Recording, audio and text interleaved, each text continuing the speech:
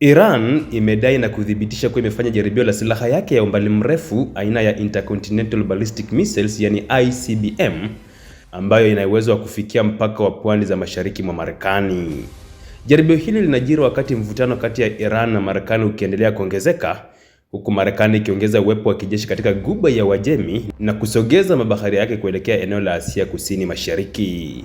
Ripoti zinaeleza kwamba silaha hii ilirushwa kuelekea bahari ya Siberia kwa idhini ya Urusi kwa ajili ya kuhalalisha kuvuka anga.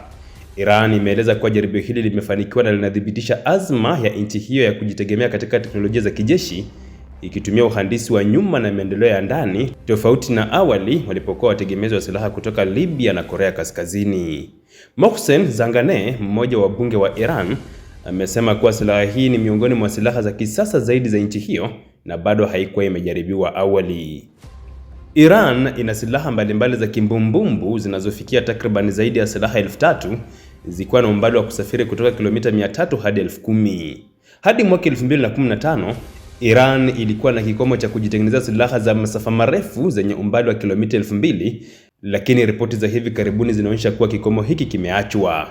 Hii inaonyesha mabadiliko makubwa katika sera za kijeshi na uwepo wa kisiasa wa Iran katika eneo la Asia Magharibi.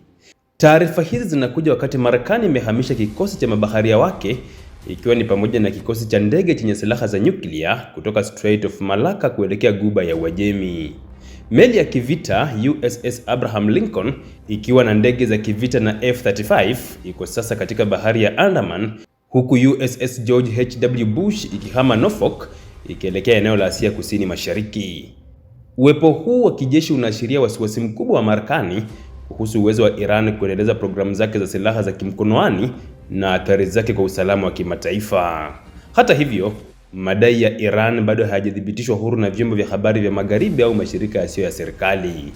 Wachambuzi wa kisiasa na kijeshi wanaonya kuwa hadi pale ushahidi wa uhakika utakapothibitishwa, taarifa hizi zinapaswa kuchukuliwa kwa tahadhari. Endapo madai haya yatathibitishwa, jaribio hili linaashiria hatua kubwa ya kijeshi na kisiasa kwa Iran na linaweza kubadilisha mwelekeo wa siasa za kigeni na usalama wa kimataifa.